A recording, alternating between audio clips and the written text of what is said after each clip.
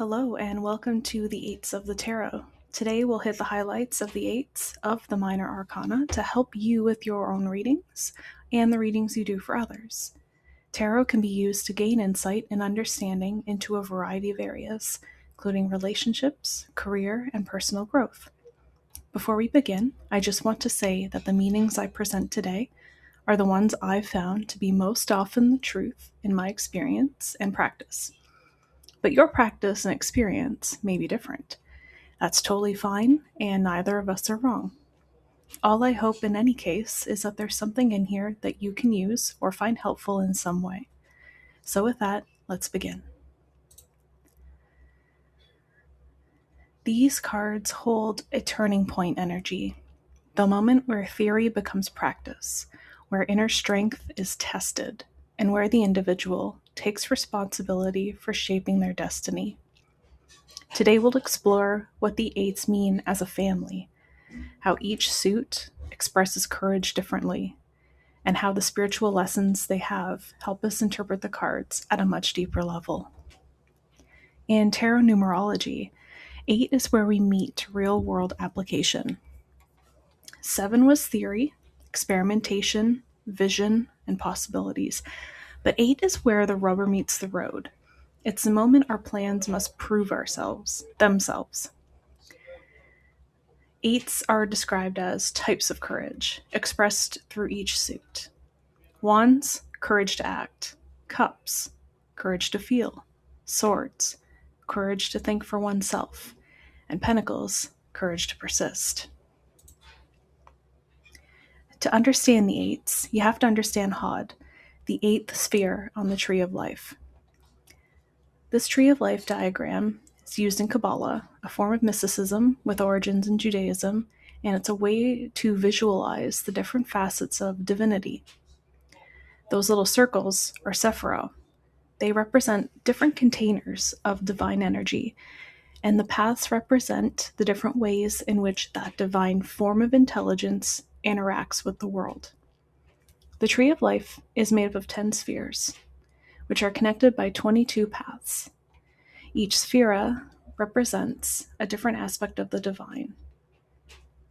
The ultimate goal of Kabbalah is to understand and connect with the Sephirah in order to achieve enlightenment and union with the divine, however you perceive that. The Smith Rider-Waite deck was created by members of the Golden Dawn, and while we don't go into that history here, what we can see clearly is that the deck makes many references and connections to Kabbalah. For instance, each path on the Tree of Life corresponds to a Hebrew letter, and each major arcana card corresponds to a Hebrew letter. And then when we use the deck and peel back each layer of each card, all of that wisdom and understanding harmonizes into meanings and insight we can use. In my practice, I use the Tree of Life to help find the roots of issues I consult tarot on. So that's why each of these videos will touch on this topic as it relates to tarot. In the Kabbalah, on the Tree of Life, Hod represents splendor, humility, gratitude, and surrender. But not surrender in the sense of giving up, rather surrender of the ego, the way a skilled artist steps aside to let creativity flow through them. Hod is where we become teachable, where we listen, where the eye softens enough to hear the deeper truth.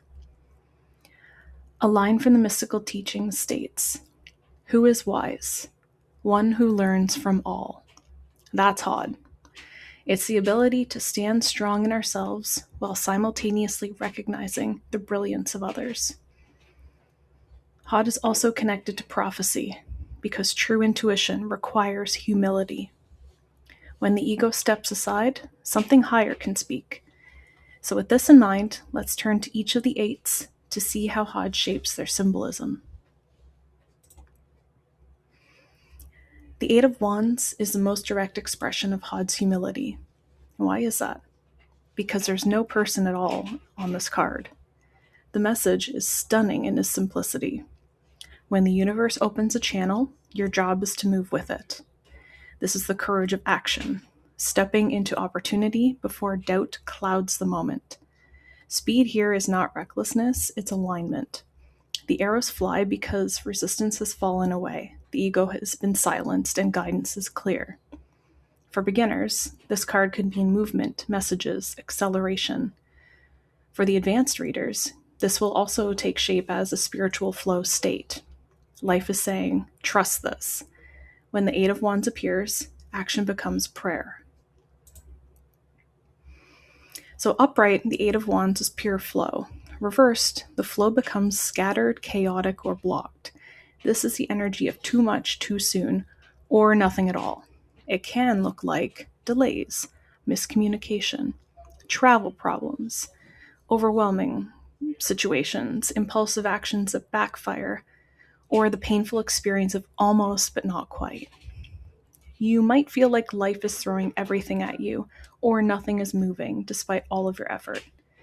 In its deeper psychological form, this reversal is about frantic energy, trying to outrun discomfort, forcing outcomes, or saying yes before thinking things through.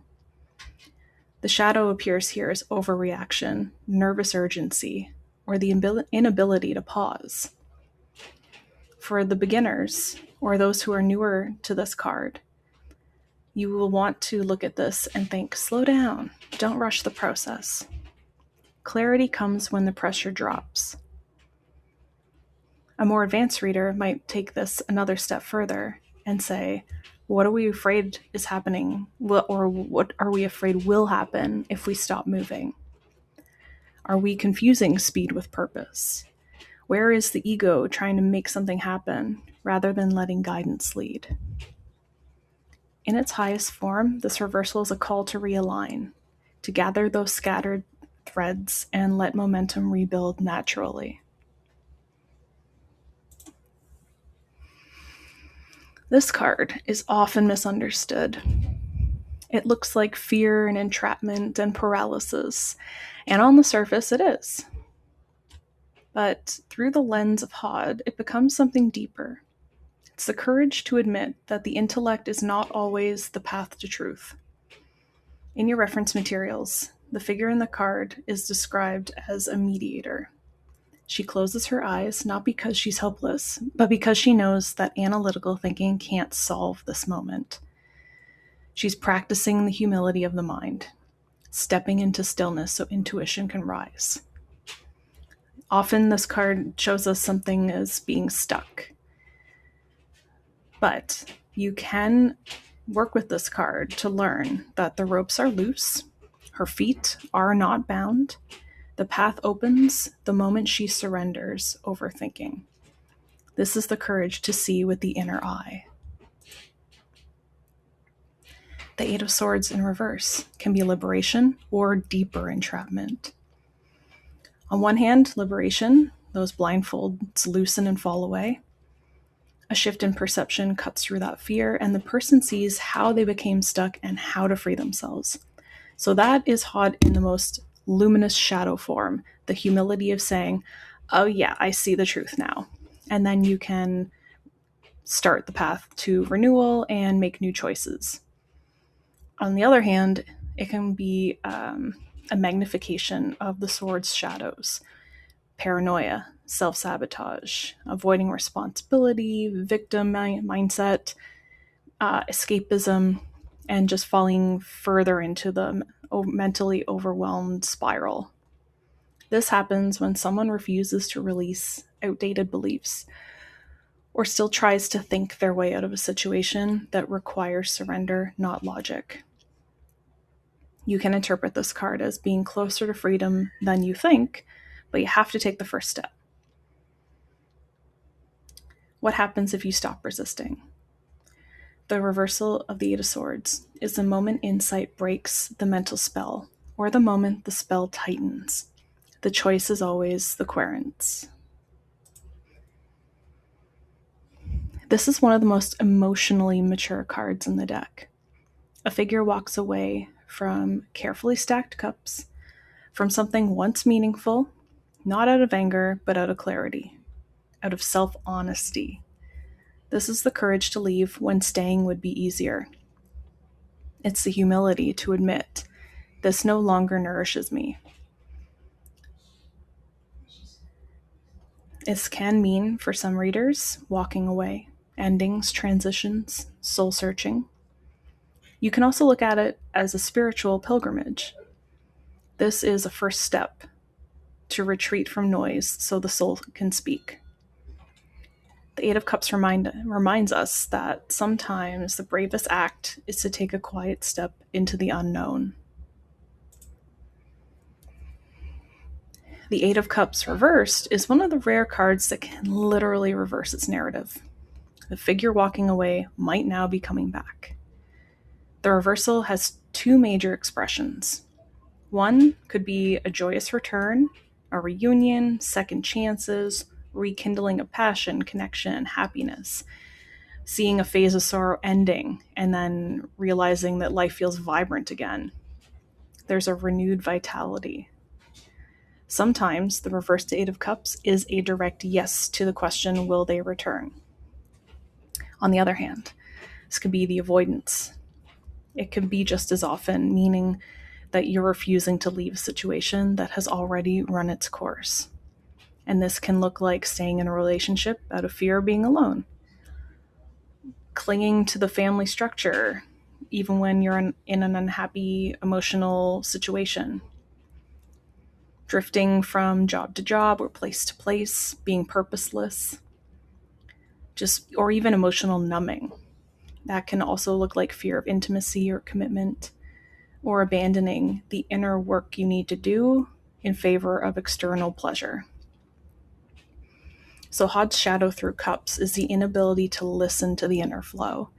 The ego tries to override emotional truth, either by refusing to move on or by running from everything without truly arriving. So you can ask yourself, are you coming back with joy, or are you just escaping? What does your soul want? What have you mistaken comfort for safety? Reverse the Eight of Cups isn't wrong, it's just unresolved. It wants the heart to choose clearly. The craftsman in this card is absorbed in his work, focused, humble, devoted. This is the courage of discipline, repetition, and refinement. Hod's essence here is most visible: creation without ego, effort without pride, devotion without seeking applause. This card teaches that mastery is sacred, and that the work that shapes the outer world is always shaping the inner world as well. On the surface, this card can talk about skills, study, practice, and effort. It can also talk about temple work, the sacred act of becoming a vessel for the divine through your craft. It is gratitude in motion. Upright, the Eight of Pentacles spoke of devotion, discipline. Reversed, its energy fractures, and that can appear as burnout, boredom, poor work output, impatience, giving up too early, lack of training or motivation, or just being in a place or job that drains your soul. Sometimes the reversal reveals workaholism, the shadow of trying so hard to be perfect that nothing has meaning anymore. Sometimes it reveals the opposite: avoidance, drifting, failure to commit to anything long enough for mastery to grow. In deeper psychological terms, this card reflects a crisis of purpose. A talented person feels directionless. A skilled person wastes their gifts. A dedicated person loses sight of why the work matters. And that is Hod's shadow in the realm of earth, forgetting the sacredness of practice and allowing ego to demand results rather than respecting process. So you could take this with meanings to include needing to slow down, needing to recommit or redirect energy. You have to find that meaning again. reverse the Eight of Pentacles is not punishment. It's a call back to authentic purpose. Thank you so much for watching. There is no way that I've covered off all the many meanings the cards have. I just tried to hit the highlights. If you have a few books from the sort of core writers and teachers of the last 100 or longer years, you have plenty of guidance to work with as you develop your psychic skills. I just hope there's a little something here that you'll find useful, or perhaps something that lets a card open up for you as you go through your practice.